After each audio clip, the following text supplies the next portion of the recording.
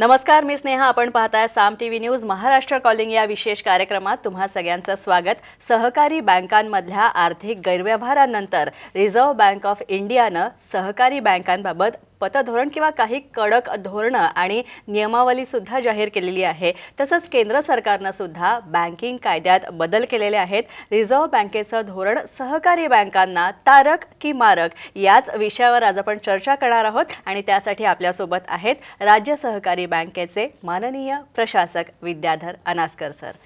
नमस्कार. नमस्कार मॅडम. आमच्या स्टुडिओत सरांशी आपण चर्चा करणार आहोत या सगळ्या बँकिंग धोरणांविषयी. मात्र त्याआधी सरांची थोडक्यात ओळख करून देते. खरं तर त्याची गरज नाही आहे, कारण सरांना सगळेच ओळखतात. सरांची तशी ख्यातीसुद्धा आहे. मात्र तरीसुद्धा एक औपचारिकता म्हणून मी सरांची ओळख करून देते. श्री विद्याधर अनास्कर हे Maharashtra state cooperative bank, banks federation आणि विद्या सहकारी बँक लिमिटेड पुणे यांचे ते अध्यक्ष आहेत. तसंच सहकार विभाग महाराष्ट्र राज्य यांच्या तज्ज्ञ गटाचे आणि राज्य सरकार गठीत सहकार कायदा दुरुस्ती समितीचे ते सदस्य सुद्धा आहेत. The Maharashtra cooperative banking services private लिमिटेडचे ते संस्थापक विश्वस्त सुद्धा आहेत. तसंच बँकिंग संबंधी जनजागृती करणे, सहकार बँकिंग व पतसंस्थांचे क्षेत्र मजबूत करणे, तसंच सर्वसामान्यांना बँकिंग साक्षर करणे अशी विविध महत्त्वाची सामाजिक उद्दिष्ट डोळ्यासमोर ठेवूनच सरांचं कार्य सुरू आहे. चला तर मग आपण सुद्धा चर्चेला सुरुवात करूया. सर, पुन्हा एकदा तुमचं स्वागत आमच्या स्टुडिओमध्ये. सर, खरं तर काही नागरी बँकांमध्ये, सहकारी बँकांमध्ये आर्थिक गैरव्यवहार झाले होते आणि या सगळ्या घटनांनंतर वारंवार घडणाऱ्या रिझर्व्ह बँकेनं सुद्धा आणि केंद्र सरकारनं सुद्धा काही कडक धोरणं अवलंबली होती. तर याबद्दल तुमचं काय मत आहे की याचा परिणाम खरंच सहकारी किंवा नागरी बँकांचा कारभार हा स्वच्छ होण्यात त्याची मदत होईल का? नाही, तुम्ही जो मुद्दा उपस्थित केला तो गैरव्यवहार या आर्थिक क्षेत्रामध्ये सगळीकडेच होतो. तुम्ही जर आकडेवारी बघायला जाल तर माझ्याकडे आकडेवारी आहे. मी तुम्हाला आकडेवारी दाखवतो. एकंदर या 2013 ते 18 या वर्षामध्ये हे 26,233 केसेस आज दाखल झाल्यात गैरव्यवहाराच्या आणि त्यामध्ये 1,14,216 कोटी रुपयाचा गैरव्यवहार आहे. त्यामध्ये नागरी सहकारी बँकांमध्ये झालेल्या गैरव्यवहाराचा पर्सेंटेज 0.92 आहे. परत एकदा रिपीट करतो, 0.92, 1% पण नाही. आणि नॅशनलाइज बँकामध्ये झालेल्या गैरव्यवहाराचा पर्सेंटेज हे 90.81 आहे. अगदी. त्यामुळं बँकिंग क्षेत्रामधला गैरव्यवहार झाला म्हणजे ती सिस्टीम खराब आहे असं नाही, ती एक मानसिक वृत्ती आहे. म्हणजे एखाद्या बँकेमध्ये गैरव्यवहार झाला म्हणजे नागरी सहकारी बँकिंगचं मॉडेल हे फेल्युअर गेलं असं होत नाही. तर नॅशनल बँकेमध्ये 90% गैरव्यवहार आहे. म्हणजे 1,14,000 कोटीपैकी इथं 90%, खाजगी बँकेमध्ये 8%, अर्बन बँकेमध्ये 1% पण नाही. अमाऊंट वाईज बघायला जाल तर 1% पण गैरव्यवहार. त्यामुळे गैरव्यवहार आणि नागरी सहकारी बँकिंगचं मॉडेल याचा अर्थार्थी काही संबंध नाही. गैरव्यवहार ही मानसिक विकृती आहे, त्यामुळे ते कुठेही होतो. त्यामुळे एखाद्या बँकेमध्ये संचालक अशिक्षित आहे म्हणून तो गैरव्यवहार झाला असं पण नाही, आणि नॅशनलाइज बँकेमध्ये सगळे चार्टर्ड अकाउंटंट आहे म्हणून तिचा गैरव्यवहार होत नाही असं पण नाही. उलट तिथला गैरव्यवहार एवढा बेमालूमपणे होतो, उच्च शिक्षित असल्यामुळं तो कोणाला कळत पण नाही, कित्येक वर्षांनी उघडकीला येतो. त्यामुळे गैरव्यवहार आणि आर्थिक शिस्त याचा अर्थार्थी काही संबंध नाही, ती मानसिक विकृती आहे. त्यामुळे जिथं चुकीची लोकं आहेत तिथं गैरव्यवहार होतो. त्यामुळे नागरी सहकारी बँकांमध्ये क्षेत्र चांगलं आहे. नागरी सहकारी बँकांचं मॉडेल, सहकार मॉडेल हे सक्षम आहे. त्यामुळे गैरव्यवहारामुळं कडक निर्बंध हे काही मनाला न पटणार आहे. अच्छा सर, अगदी केंद्र सरकारने जे बँकिंग नियमन क्षेत्रात सहकारी बँकांच्या जे विशेष बदल केलेले आहेत त्याचा फायदा होताना दिसतोय का तुम्हाला? नाही, बँकिंग नियमन कायद्यात बदल झाला आहे तो हाच बदल झाला आहे की ठेवीदारांच्या हिताचं रक्षण करण्यासाठी त्यांनी काय बदल केला आहे. त्या बदल केल्यामुळं नागरी सहकारी बँकिंग क्षेत्र सुधारेल असं रिझर्व्ह बँकेला वाटतं. प्रत्यक्षात तसं काही होणार नाही, कारण का त्यांनी सांगितलं की संचालक मंडळावर संचालकांची मुदत 8 वर्ष असावी. आज आमच्याकडं अनेक संचालक वर्षानुवर्ष तिथे जुने लोक आहेत ज्यांनी बँक उभी केली, मोठी केली. आज तुम्ही त्यात कायद्यात बदल केला आणि सांगितलं तुमचा पिरियड फक्त 8 वर्ष. तो पिरियड 8 वर्ष ठेवला काय, 4 वर्ष ठेवला काय, 10 वर्ष ठेवला काय, त्यामुळं बँकेच्या कारभारात काही बदल होईल असं काही वाटत नाही. त्यामुळे हा नियम कशा करता केला हे कळत नाही नेमकं. किंवा संचालक हा फिट अँड प्रॉपर क्रायटेरिया असतील, किंवा आमचा संचालक चुकीचं काम करत आहे त्याला काढायचे अधिकार असतील, ते रिझर्व्ह बँकेकडे असू द्यात. परंतु संचालकाची पात्रता, निकष यामध्ये शेवट तो संचालकाचा अनुभव पण तेवढाच महत्त्वाचा आहे. एखादा खूप क्वालिफाईड आहे म्हणून तो उत्कृष्ट बँकिंग करेल असं पण नाही, एखादा क्वालिफाईड नाही म्हणून तो चांगलं बँकिंग करणार नाही असं पण नाही. अनुभव, एक्सपिरियन्स हा तेवढाच महत्त्वाचा आहे असं मला वाटतं. त्यामुळे नवीन जो बदल झाला आहे त्याचा काही खूप मोठा काही ड्रास्टिक बदल नागरी सहकारी बँकांच्या कार्यावर होईल किंवा त्यांच्या एकंदर बँकिंगच्या मॉडेलवर होईल असं काही मला वाटत नाही. नक्कीच. अगदी सर, पण आणखी एक जो बदल केला गेला तो म्हणजे नागरी सहकारी बँकांच्या संचालकांच्या कार्यकाळात जो बदल केला गेला, ती मुदत जी आहे ती आता 8 वर्ष केली गेली आहे. तर याकडे तुम्ही कसं पाहता? नाही, वास्तविक पाहता रिझर्व्ह बँक ही बँकिंग क्षेत्रात एक श्रेष्ठ आहे म्हणतो आपण त्याला, की ते रेग्युलेटर आहेत. बँकिंग संबंधी कुठलंही ते जे म्हणतील ते ब्रह्मवाक्य, he is the boss, boss is always right आपण म्हणतो. परंतु जिथं बँकिंग रिलेटेड काही ट्रान्झॅक्शन नसेल, बँकिंग रिलेटेड मॅटर्स नसेल, आता संचालकाची मुदत, संचालक कसा असावा हे त्या सहकारी बँकेच्या सभासदांनी ठरवायचं, की माझा बॉस कसा असावा, माझा संचालक नेमका कसं पाहिजे. रिझर्व्ह बँकेने आम्हाला सांगावं. आणि त्यामुळे तुम्ही ॲडमिनिस्ट्रेटिव्ह मॅटर्समध्ये रिझर्व्ह बँकेने हस्तक्षेप हा काही योग्य वाटत नाही. बँकिंग रिलेटेड मॅटर्समध्ये आम्ही कर्ज कसं वाटावं, डिपॉझिट कसं घ्यावं, व्याजदर कसा ठेवावा, हे ते बँकिंग रिलेटेड मॅटर्समध्ये त्यांचा हस्तक्षेप योग्यच आहे, कारण का ते एक्सपर्ट आहेत. परंतु जिथं बँकिंग रिलेटेड मॅटर्स नाही, ॲडमिनिस्ट्रेटिव्ह मॅटर आहे, तिथं मात्र त्यांचा हस्तक्षेप काही योग्य वाटत नाही. त्यामुळे 8 वर्षाचा पिरियड केला. त्यामुळे आत्ता महाराष्ट्रात नाही, भारतात जेवढे संचालक आहेत ते परत काम करू शकत नाहीत. आता सगळेजण 8 वर्ष उलटून गेलेत. त्यामुळे एकदम जर नवीन लोक आले की ज्यांना बँकिंग माहीतच नाही तर बँक चालेल कशी.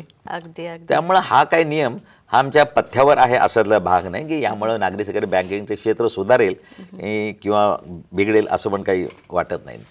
अगदी सर, आणखी एक मुद्दा असा की जेव्हा बँक तेवढी कार्यक्षम नसते किंवा ठेवीदार किंवा तिच्या ठेवी तेवढ्या नसतात, तर मग त्या अशा बँकांचं विलिनीकरण करणं शक्य आहे किंवा स्वाभाविक आहे. मात्र पुण्यात अशी घटना घडली की शारदा बँक आणि कॉस्मॉस बँक या 2 सक्षम बँका आहेत आणि तरीसुद्धा त्यांचं विलिनीकरण करण्यात आलं. तर याकडे तुम्ही कसं पाहताय? हे अत्यंत धोकादायक ही गोष्ट आहे नागरी सहकारी बँकिंग क्षेत्राला. आणि रिझर्व्ह बँकेचं धोरण आहे. पूर्वी धोरण बघायला जाल तर पूर्वी इंदिरा गांधींच्या काळामध्ये असं होतं लहान परंतु अनेक बँका. आणि 2004 सालापासून त्यांचं धोरण पी चिदंबरम साहेबांनी लोकसभेत जाहीर केलं की मोठ्या परंतु कमी बँका. त्यामुळे केंद्र सरकारच्या धोरणातच बदल झाला, कारण मुक्त अर्थव्यवस्था स्वीकार केल्यानंतर त्यांना मोठ्या बँका हव्या असतील. त्यामुळे त्याने सांगितलं या सगळ्या बँकांचं म्हणून 2005 पासून अमलगमेशन मर्जरची प्रक्रिया सुरू झाली. त्यामुळे एकंदरीतच सक्षम बँकांचं विलिनीकरण. कारण पूर्वी बघायला जातं तर लहान बँका का पाहिजे, तर वाड्या वस्तीवर तळागाळातल्या लोकांचा पैसा अर्थव्यवस्थेत आणण्यासाठी वाड्या वस्तीवर नागरी सहकारी बँका हव्यात म्हणून त्यांना लायसन्स दिलं गेलं. आणि आता त्या बँका जर सक्षम असतील, तुम्ही म्हणला की अडचणीत असतील, तर त्याचं विलिनीकरण हे योग्यच आहे, का तर ठेवीदारांच्या पैशाचं हिताचं रक्षण केलं पाहिजे. परंतु 2 सक्षम बँकांचं विलिनीकरण करायला लागलात तर ते अवघड आहे. का, मी तुम्हाला 2 मिनिटात आकडेवारी सांगतो. एकंदर देशात आज 1534 बँका आहेत. 1534 बँकांमध्ये 500 कोटी ठेवी असलेल्या आतल्या बँका किती आहेत, तर 1441. या बँकांना मी लहान म्हटलं, 500 कोटी लहान आहेत. मग या सगळ्या बँकांनी मर्ज व्हायच्या कशात, 96 बँकामध्ये. 96 बँकामध्ये या सगळ्या बँका मर्ज झाल्या. 1441. रिझर्व्ह बँकेचं दुसरं धोरण आहे, ज्या बँका मोठ्या आहेत कॉर्पोरेटिव्ह बँका त्यांनी स्वतःचं रूपांतर खाजगी क्षेत्रात कराव्या, असा एक नियम आहे. म्हणजे ज्यांचा टर्नओव्हर 20,000 कोटीच्या वर आहे त्याने प्रायव्हेट सेक्टरमध्ये जावं, हा रिझर्व्ह बँकेचं धोरण. म्हणजे या बँका ज्या बँकेत मर्ज झाल्या की या बँका मोठ्या होणार, यांचं मोठ्या झाल्या की आणि स्वतःचं रूपांतर खाजगी क्षेत्रात करायचं. मग नागरी सहकारी बँका उरल्या कुठं, नागरी सहकारी बँकिंगचं क्षेत्रच. त्यामुळे रिझर्व्ह बँकेचं हे धोरण, लहान बँकेचं विलिनीकरण, सक्षम बँकेचं विलिनीकरण हे नागरी सहकारी बँकेला न परवडणार आहे, कारण का क्षेत्रच पुढच्या 20 वर्षामध्ये संपुष्टात येण्याचा धोका नाकारता येत नाही. त्यामुळे हे विलिनीकरण काही योग्य असं मला वाटत नाही. सर, आता तुमच्या बोलण्यात एक मुद्दा आला की लहान नागरी बँका ज्या आहेत त्यांचं एकत्रीकरण किंवा विलिनीकरण याकडे आपण वेगळ्या दृष्टीने बघितलं पाहिजे. तर तुमचं मत काय की या सगळ्या लहान नागरी बँकांच्या एकत्रीकरणाबद्दल रिझर्व्ह बँकेने जो अहवाल सादर केला होता तर त्या अहवालाला धरून तुम्ही काय म्हणाल? मी तेच सांगितलं की रिझर्व्ह बँकेने धोरण असं ठेवलं होतं की लहान बँका नकोत आता, ज्या छोट्या छोट्या 2 कोटी 5 कोटी ज्यांच्या भांडवल आहे तर या सगळ्या बँकांनी आपापसात मर्ज व्हावं सक्षम बँकाने. का तर रिझर्व्ह बँकेकडे लहान सहान बँका कंट्रोल करणे रेग्युलेट करणे इतकं मॅनपॉवर नाही असं रिझर्व्ह बँकेचं म्हणणं. एक तर त्याने मॅनपॉवर वाढवावी, पण मॅनपॉवर नाही म्हणून या बँकेने स्वतःचं अस्तित्व दुसऱ्या मोठ्या बँकेमध्ये विलीन करावं. हा उपाय हा म्हणजे जसं ना की आजारापेक्षा औषध जास्त जहाल असं झालं. तुमच्याकडे मॅनपॉवर नाही आम्हाला रेग्युलेट करण्यासाठी म्हणून आम्ही आमची संख्या कमी करायची, हे काही तत्त्व बरोबर नाही. इव्हन तुम्हाला सांगतो की नागरी सहकारी बँकेचं क्षेत्र असं आहे, आज अर्थव्यवस्थेला गरज आहे की तळागाळातला पैसा अर्थव्यवस्थेत आला पाहिजे. आज 30-40% लोकांना खेडेगावात बँकिंगची हॅबिट नाही. आजही गाडग्या माडक्यामध्ये पैसे ठेवायची सवय. हा जो पैसा आहे हा पैसा नागरी सहकारी बँकांच्या माध्यमातून अर्थव्यवस्थेत आला पाहिजे. म्हणून छोट्या छोट्या बँकांचं अस्तित्व हे अर्थव्यवस्थेला देखील गरजेचंच आहे. त्यामुळे उद्या मोठ्या झाल्या, उद्या आमची भाजीवाली काय ICICI बँकेमध्ये जाऊ शकत नाही, ती नागरी सहकारी बँकेच्या पतसंस्थेतच जाणार. त्यामुळे तिचा पैसा हा डेली कलेक्शनच्या माध्यमातून इकॉनॉमीमध्ये आणायचं काम आम्ही जास्त चांगल्या प्रकारे करू शकतो. त्यामुळे आमचं अस्तित्व, आमची उपयोगिता अर्थव्यवस्थेमधली ही जर नष्टच करायची म्हटलं तर ते काही योग्य होणार नाही इकॉनॉमीला, अर्थव्यवस्थेला. त्यामुळे नागरी सहकारी बँकांचं अस्तित्व राहिलं पाहिजे. त्याच्याकरता रिझर्व्ह बँकेचं धोरण तो पेपर विश्वनाथन कमिटीने दिला की मर्जर आणि अमलगमेशन आणि मोठ्या बँकांचं खाजगी बँकेत रूपांतर हे नागरी सहकारी बँकिंग क्षेत्राला तारक नाही मारकच आहे असं मला वाटतं. यानंतर महाराष्ट्र कॉलिंगमध्ये एक छोटासा ब्रेक घेऊया.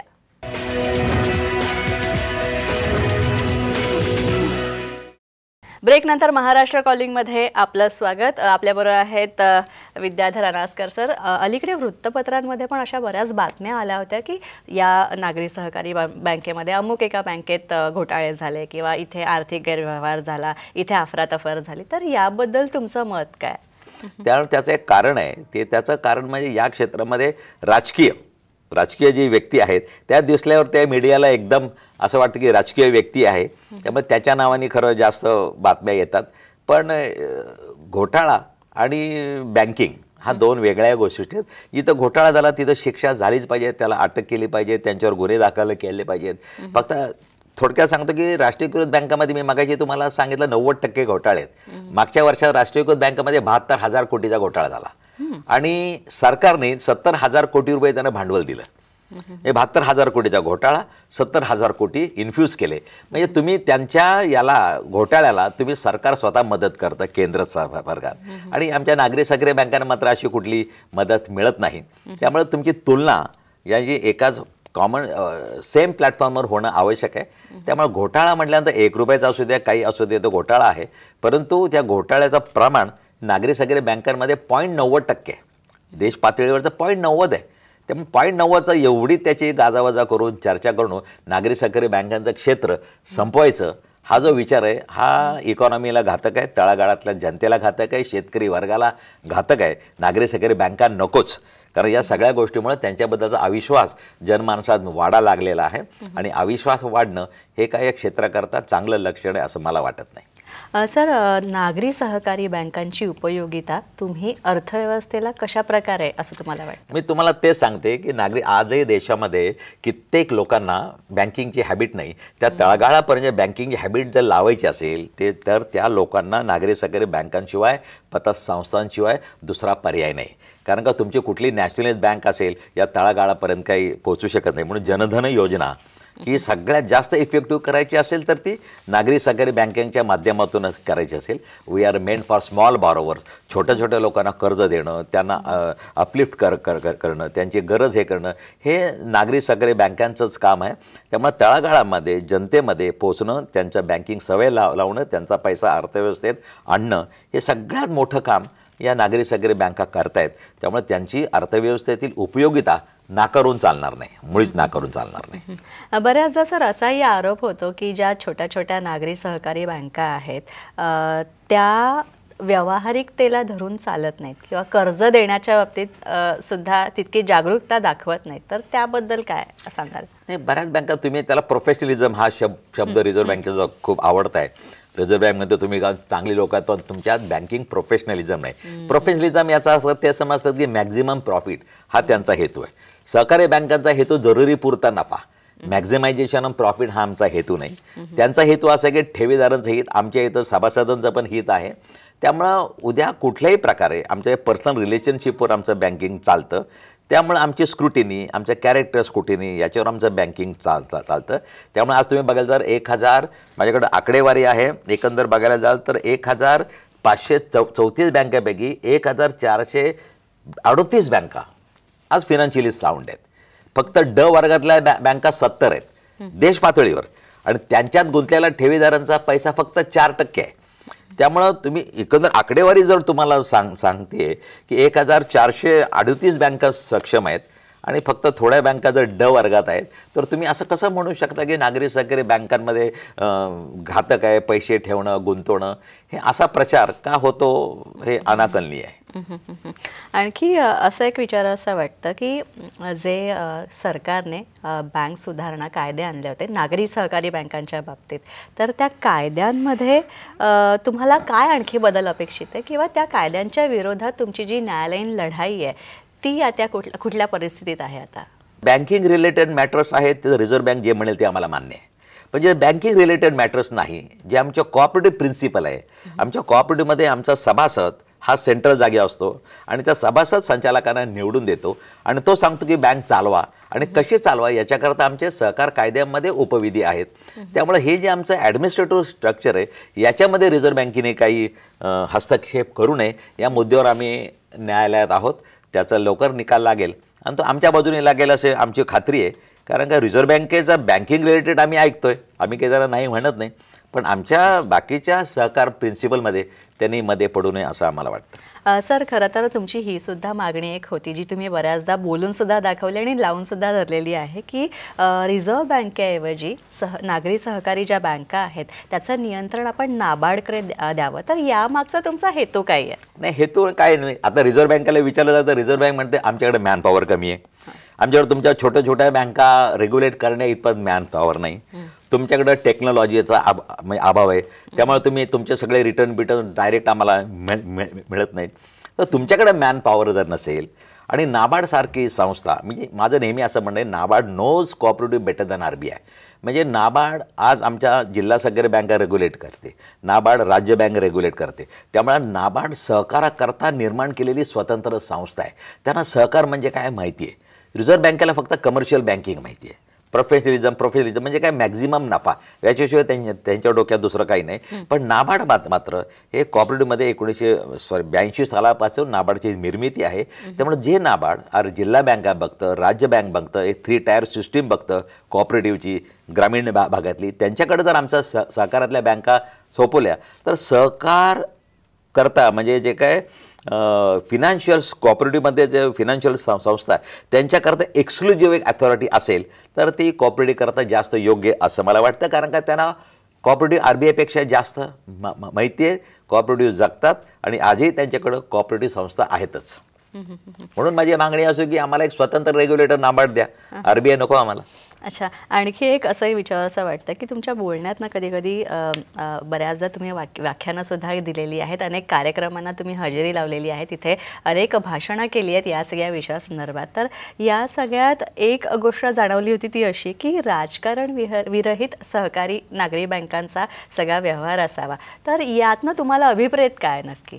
मला अभिप्राय असा आहे की राजकारण विरहित याचा अर्थ असा की राजकारणी व्यक्ती सहकारात नको असं माझं म्हणणं नाही.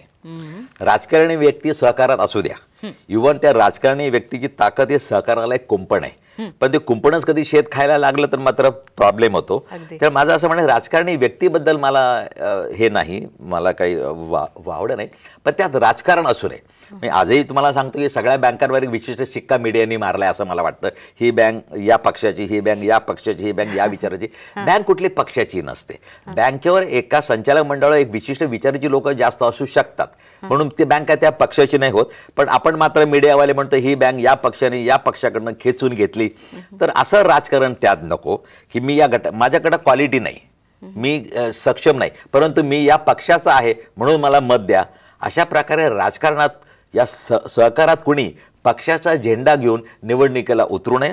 तो सभासद आहे, सभासदाकडे तरी मतं मागावी, पण मी या पक्षाचा आहे म्हणून या पक्षाचं पॅनल, या पक्षाचं पॅनल असं काही या सहकारात असू नये, हे प्रामाणिक मत आहे. आणि असलं तर त्यामुळे गटबाजीला उदाहरण येतं. मग दुसरा गट याला काम करू नाही देत, दुसरा गट त्याला काम करू नाही देत. त्यामुळं नागरी सहकारी बँकेचं यामध्ये खूप मोठं नुकसान होतं असं मला वाटतं. सर, अगदी वेळ कमी आहे, मात्र जाता जाता एका प्रश्नाचं उत्तर द्या. ते म्हणजे नागरी सहकारी बँकांनी जनतेमध्ये विश्वास निर्माण करावा यासाठी आणखी काय करायला हवं असं तुम्हाला वाटतं? नाही, 100% मी त्यांना म्हटलं सगळ्यात पहिल्यांदी गोष्ट कुठली असेल तर मी त्याला 10 कलमी कार्यक्रमच केला आहे. मी त्यांना म्हटलं आपलं भांडवल वाढवलं पाहिजे, एक भांडवल वृद्धी केली पाहिजे. दुसरं आपण लहान कर्जदारांसाठीच आहोत याचं भान ठेवलं पाहिजे, मोठ्या लोकांसाठी मोठ्या बँका आहेत. तिसरं म्हणजे तुम्ही सामाजिक कार्य पूर्वीप्रमाणेच चालू ठेवलं पाहिजे. आम्ही जोटी जे सोशल बँकिंग आम्ही करतो ते बंद करायला नको. कारभार पारदर्शी हवा, ठेवीदार सभासदांची सतत संवाद ठेवला पाहिजे. आणि दुसरी सगळ्यात महत्त्वाची गोष्ट, आज रिझर्व्ह बँक आमचा बॉस आहे, त्यामुळे त्या बॉसला जसं बँकिंग अपेक्षित आहे माझ्याकडून ते मी केलं पाहिजे. कारण का मला जगायचं, माझं अस्तित्व टिकवायचं असेल तर what they expect from us ते मी त्यांना दिलं पाहिजे. मी माझं काही वेगळं चूल मांडू नये. त्यामुळे रिझर्व्ह बँकेला जे जे अपेक्षित आहे ते मी केलं पाहिजे. आणि बॉस इज ऑलवेज राईट या तत्वानुसार रिझर्व्ह बँकेच्या नियमानुसार त्याचं आपल्याला पालन करावंच लागेल. ते नियम कडक आहेत का, चांगले आहेत का, वाईट आहेत, ते बदलण्यासाठी प्रयत्न करू. पण तोपर्यंत आपण जे आहे त्यांचे नियम त्याचं पालन केलं पाहिजे. नक्कीच. विद्याधर सर, तुम्ही इथे आलात आणि नागरी सहकारी बँकांची नेमकी भूमिका काय असायला हवी अर्थव्यवस्थेत, किंवा सरकारकडनं नागरी सहकारी बँकांची अपेक्षा काय, अर्थव्यवस्थेत नागरी सहकारी बँकांचं महत्त्व काय, याबद्दल सांगितलं त्याबद्दल थँक्यू मॅडम. थँक्यू. यानंतर महाराष्ट्र कॉलिंगमध्ये इथे थांबतोय. पुन्हा भेटूया नवीन विषयासह आणि नवीन तज्ज्ञांसह. तोपर्यंत नमस्कार. श्रोतेहो नमस्कार.